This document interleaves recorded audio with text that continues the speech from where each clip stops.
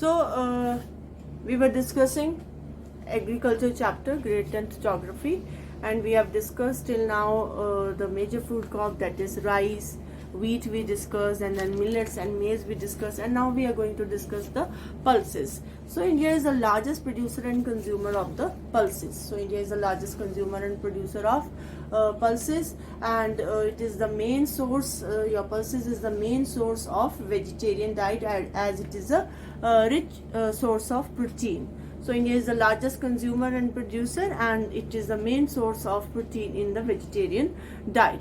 So again, now number of pulses we grow like tur, then moong, urad, masoor, gram, peas. So all this the pulses we grow in our country, and less moisture they require pulses, and it can be grown in the dry conditions. And then after that it helps in crop rotation. The farmers grow pulses as a crop rotation because it helps in restoring the nitrogen in the soil through air. So this is the feature why the most of the farmers they go for the crop rotation and they grow pulses, because they improve the fertility of the soil by fixing the nitrogen from the air.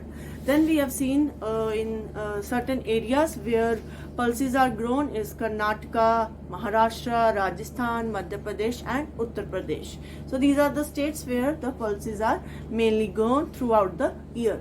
Then after that, after pulses, we have to see now sugarcane. Now another crops, that is sugarcane.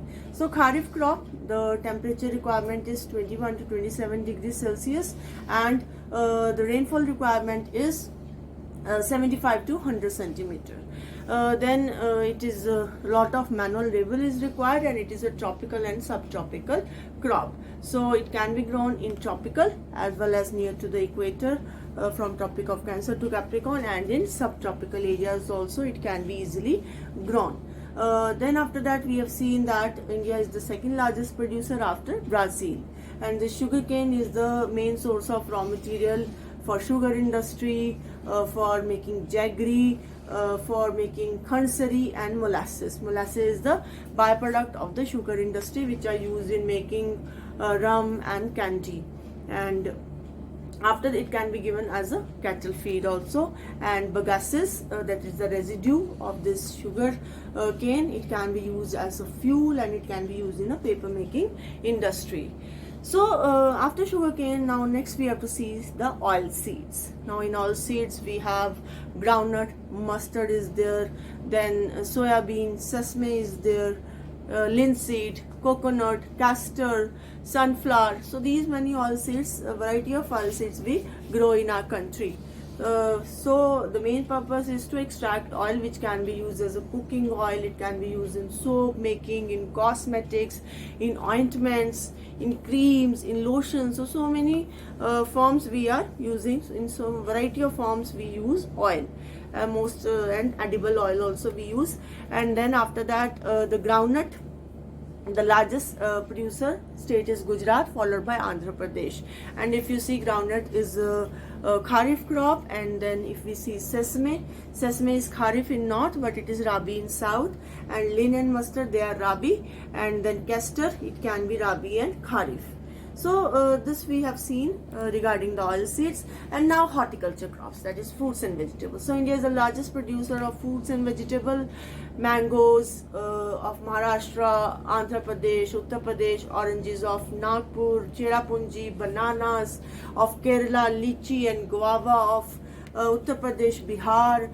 Then after that, pineapples of Meghalaya, grapes of Andhra Pradesh, Maharashtra and Telangana.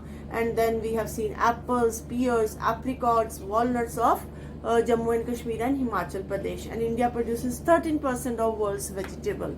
And we are important producer of cauliflower, cabbage, potato, brinjal, onion, peas, cabbage. So all these vegetables we are growing. So this was about fruits and vegetables. Now tea. So tropical tea again, so a tropical and subtropical crop. It is a plantation crop, a single crop. Next is our tea. So tropical again, tropical as well as subtropical crop, plantation crop. We grow it as a plantation where the single crop is grown over a large area, large plantations, beverage crops. So we drink tea and grows well on deep and fertile and well-drained soil. So fertile soil is required, but stagnant water is not good for tea. So that's why the tea is grown on the slope, so that water can run off easily after rain. So require warm and moist climate. Frost-free climate is required. Temperature like 21 to 29 degree. Frequent and evenly distributed rainfall 100 centimeter. Then labor intensive industry, it is lot of labor is required. Women pluckers are used in the plantations, and labor intensive, lot of labor. So process within the tea gardens to restore freshness. So within the tea garden, after plucking, within the tea garden only it is processed so as to restore maximum freshness. Then Assam, Darjeeling and West Bengal. So here the Assam part and this the West Bengal part, here lot of tea we are growing. And then now coffee. So China is the largest producer of this tea, and now coffee. So Indian coffee is known for its quality Arabica. Okay, it was brought from Yemen. The Arab traders, they brought it to our country and we started growing Arabica. So India produces only 4% of world's total coffee production, and the largest producer is Brazil. And initially earlier it was being produced in Baba Budan Hills here in the Karnataka, the Baba Budan Hills, and now its production is confined to Nilgiri and to Kerala and Tamil Nadu and in Karnataka also. Next is, after now coffee, the next one is rubber. So now a rubber, if we see, it is a equatorial crop. Okay, so it is a equatorial crop. It can be grown in the regions which are near to the equator, as well as it is a tropical and subtropical crop. Then the rubber, it grows very well in the moist and the humid climate. So this we have seen that rubber, it grows, the moist kind of climate is required. And if we see the climatic conditions, the rainfall, it is more than 100 centimeter, and the temperature more than 25 degree Celsius. And it is used for industrial purposes, making tires, tubes, gloves, then the exercise equipments, balls, so many things, erasers, so many things are made from rubber. Then if the areas we see, the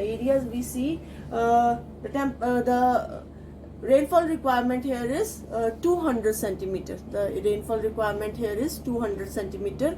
So if the 200 centimeter rainfall requirement, then you can understand the areas. One is Andaman and Nicobar, where we are producing, and another one is Meghalaya.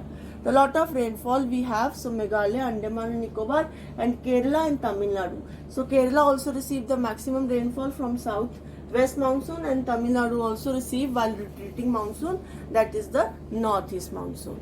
So rubber, equatorial crop, can be grown in tropical and subtropical. And if we talk of climate, moist and humid climate, and if we talk of temperature, more than 25, and rainfall is your 200 centimeters. And the areas are, I have also told you, the Andaman and Nicobar, Meghalaya, Kerala and Tamil Nadu. Then after rubber we have the fiber crops, that is cotton, jute, hemp and silk. They are grown in India to obtain fiber. So cotton and jute and hemp, these we obtain from soil, and silk we obtain from the cocoon of the silkworm, which were fed especially on the mulberry leaves. Then the rearing of the silkworm for the production of the silk is known as sericulture. And now if we see the cotton crop, the cotton is required mainly as a raw material in the cotton textile industry. And after this it grows very well, kharif crop it is, and grows very well on the alluvial, on the black soil. So we have seen that very well it grows on the black soil. And if we see the temperature requirements for cotton, the high temperature is required and less rainfall, 200 frost-free days, and then bright sunshine is required. And then if we see the areas where it is grown, so mostly it is grown here in the Maharashtra, and Gujarat and in Madhya Pradesh. So that's why a lot of cotton textile mills are located here in Maharashtra and in Gujarat, because the readily availability of raw material is there and the climatic conditions are also apt for the growth of cotton and the spinning and weaving of cotton, that is the processing of cotton. Then after this, the next one is your jute.